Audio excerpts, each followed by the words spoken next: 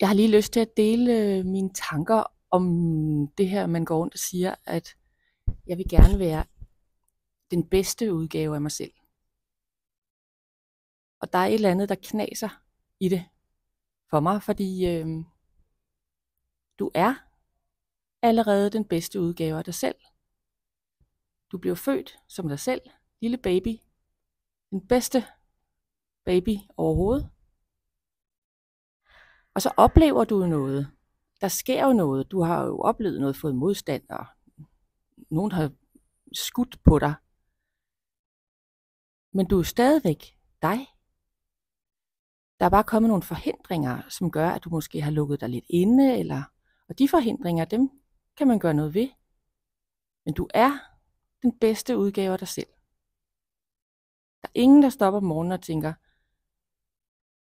nå, nu vil jeg være dårligere end mig selv.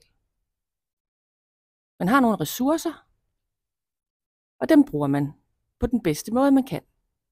Nogle har mange ressourcer, nogle har få ressourcer. Men du er den bedste udgave af dig selv.